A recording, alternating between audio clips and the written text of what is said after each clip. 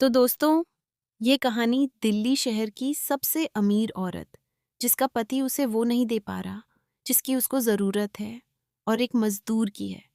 ये कहानी आपको बहुत पसंद आएगी, इसीलिए इस कहानी को आप पूरा सुनिएगा। शहर की सबसे अमीर और सबसे खूबसूरत औरत, जिसका नाम है दिव्या कोहली। उम्र अभी 30 के करीब होगी, लेकिन जिस्म ऐसा कि देखने वाले की आंखें ठहर जाए। इतनी खूबसूरत कि कोई भी मर्द उसे पाने के लिए किसी भी हद तक जा सका था। गोरा रंग, भरा हुआ बदन, खूबसूरत आंखें दिखने में ऐसी कि जैसे परी हो। शादी के पहले दिव्या के बहुत अफेयर रहे थे, क्योंकि जो चीज़ उसे चाहिए थी वो उसे कोई भी मर्द नहीं दे पा रहा था।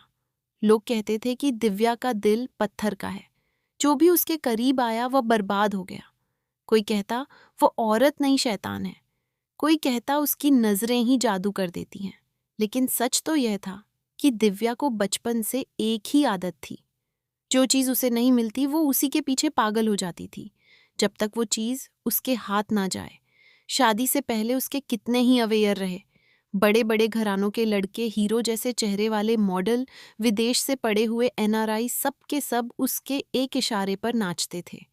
लेकिन दिव्या को वो सुकून नहीं मिलता था जो वो ढूंढ रही थी। सब उसे जिस्म देते थे, पैसा देते थे, गिफ्ट देते थे, लेकिन कोई उसे वो प्यार नहीं दिल पाया जो वो चाहती थी।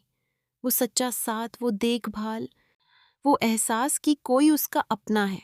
इसलिए वो एक के बाद एक रिश्ता तोड़ती गई। लोग कहते हैं ये औरत कभी किसी की नहीं हो सकती। फिर उसकी शादी हुई योगेश कोहली से। योगेश शहर का सबसे बड़ा बिल्डर था। 50 के करीब उम्र, लेकिन पैसा ऐसा कि नोट गिनते गिनते थक जाए। शादी के बाद भी दिव्या को वही खालीपन लगा। योगेश दिन रात अपने बिजनेस में डूबा रहता। घर आता तो सिर्फ खाना खाकर सो जाता। प्यार प्यार की बात ही नहीं। दिव्या ने फिर वही किया जो पहले गर्दी आई थी। बाहर ढूंढने लगी वो चीज जो घर में नहीं मिल रही थी।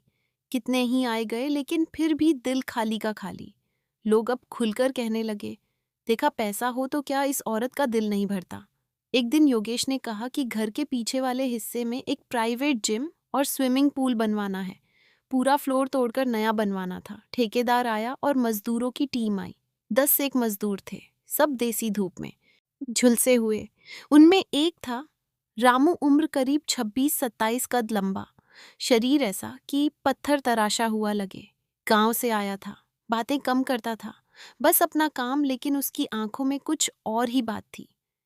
दिव्या उस दिन ऊपर वाली बालकनी में खड़ी थी, सिल्क की साड़ी पहने, बाल खुले, नीचे मजदूर काम कर रहे थे।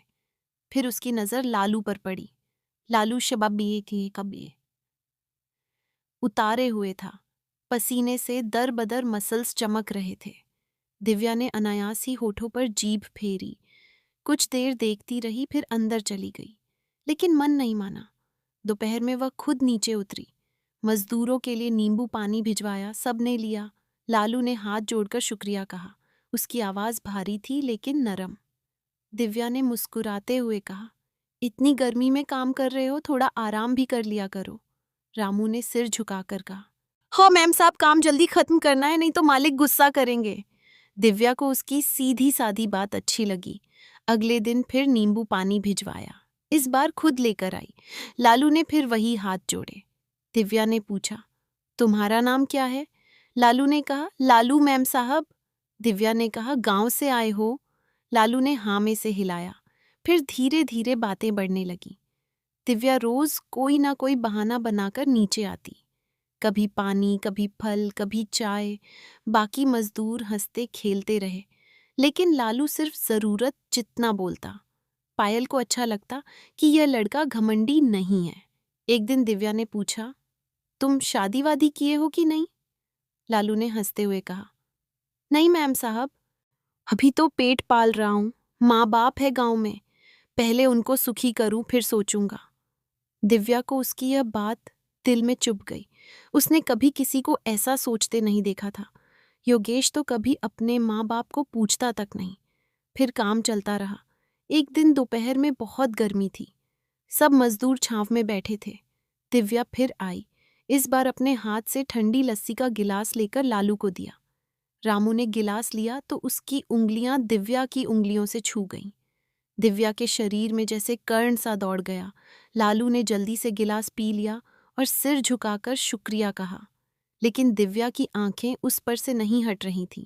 फिर रात को दिव्या अपने कमरे में लेटी थी। योगेश अपने दूसरे फ्लैट पर था। कहता था, वहां मीटिंग है। दिव्या अकेली थी। उसका मन बार बार लालू के पास जा रहा था।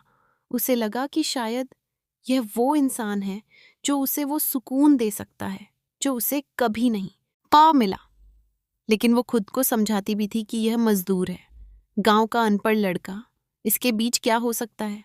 फिर भी नींद नहीं आ रही थी। फिर अगले दिन काम करते वक्त लालू की कमर में अचानक दर्द उठा। वो दीवार पर हाथ लेकर खड़ा हो गया। दिव्या ऊपर से देख रही थी। वो तुरंत नीचे आई। बाकी मजदूर बोले, मैम साहब, लालू को मौज आ गई लगता है। दिव्या ने कहा, अंदर ले आओ इसे। लालू को सहारा देकर अंदर सोफे पर लेटाया। दिव्या ने खुद मोइन लाकर उसकी कमर पर मालिश रहने लगी। लालू शर्मा रहा था। लालू ने कहा, मैम साहब, मैं ठीक हूं, आप क्यों तकलीफ कर रही हैं? दिव्या ने धीरे से कहा, चुप रहो, नहीं दर्द और बढ़ जाएगा। उसके हाथ लालू की कमर पर फिर रहे थे, लेकिन वो कुछ बोल नहीं रहा था। दिव्या का चेहरा उसके चेहरे के करीब था। एक पल को दोनों की नजरें मिली। लालू ने तुरंत नजर फेर ली। दिव्या के दिल में तूफान सा उठ रहा था। उसे लगा कि यह लड़का सचमुच अलग है। फिर धीरे धीरे दिव्या का रोज का आना बढ़ गया। वो लालू से उसके गांव की बातें पूछती, उसकी माँ बाप की बातें पूछती। रामू बड़ी शालीनता से जवाब देता। एक दिन पायल ने कहा, रामू, तुम्हें कभी गुस्सा नहीं आता? लालू ने हंसकर कहा, मेम साहब, गुस्सा आने से क्या फायदा? जो बीत गया, हाँ सो बीत गया। दिव्या को उसकी ये बात बहुत अच्छी लगी। उसने पहली बार किसी को इतना शांत और दार देखा था। फिर एक शाम काम खत्म होने के बाद सब मजदूर चले गए। सिर्फ लालू रह गया था क्योंकि उसका एक औजार रह गया था। पाया लकीली थी घर में। उसने लालू को बुलाया और कहा, लालू, आज तुम मेरे साथ खाना खाओगे। लालू ने मना किया, नहीं मेम साहब, मैं गंदा हूं, पसीने से दर हूं। दिव्या ने कहा, कोई बात नहीं, पहले नहा लो। मेरे हस्बैंड का कुर्ता पायजामा पड़ा है, वो पहन लो। रामू बहुत शर्मा रहा था, लेकिन दिव्या ने जबरदस्ती उसे बाथरूम में भेज दिया। जब लालू नहाकर निकला तो योगेश का सफेद कुर्ता पायजामा उस पर ऐसा लग रहा था जैसे कोई राजकुमार हो। दिव्या उसे देखती रह गई। फिर दोनों डाइनिंग टेबल पर बैठे। दिव्या ने खुद खाना परोसा। लालू खा तो रहा था, लेकिन हाथ कांप रहे थे। दिव्या ने पूछा, डर क्यों रहे हो? लालू ने कहा, मेम साहब, मैं पहली बार इतने बड़े घर में किसी के साथ खाना खा रहा हूं। दिव्या की आंखें भर आईं। उसने कहा, रामू, तुम बहुत अच्छे इंसान हो। लालू ने सिर झुका लिया। रात के 10 बजे बज गए थे। रामू जाने को उठा। दिव्या ने कहा, इतनी रात को कहाँ जाओगे? आज यहीं रुक जाओ, गेस्ट रूम में सो जाना। लालू ने बहुत मना किया, लेकिन दिव्या नहीं मानी। उसे गेस्ट रूम में लेटाया। खुद अपने कमरे में गई, लेकिन नींद नहीं आई। वह बार बार सोच रही थी कि यह लड़का सचमुच वैसा है जैसा वो ढूंढ रही थी। उस रात दिव्या अपने बेड पर करवटें बदलती रही। नीचे गेस्ट रूम में रामू सो रहा था। घर में इतनी खामोशी थी कि दीवार घड़ी की टिक टिक भी साफ सुनाई दे रही थी। दिव्या को लगा जैसे सालों बाद उसका घर किसी अपने का इंतजार कर रहा हो। फिर वो उठी, बालों में उंगलियां फिरती हुई धीरे से सीढ़ियां उतरी। गेस्ट रूम का दरवाजा हल्का सा खुला था। अंदर मंद लाइट जल रही थी। लालू करवट लेकर सो रहा था। कुर्ता ऊपर तक चढ़ा हुआ था। पीठ पर पुराने काम के निशान साफ दिख रहे थे। दिव्या देर तक दरवाजे पर खड़ी उसे देखती रही। उसने मन ही मन कहा, शायद यही वो इंसान है जिसके लिए मैं सालों से भटक रही थी।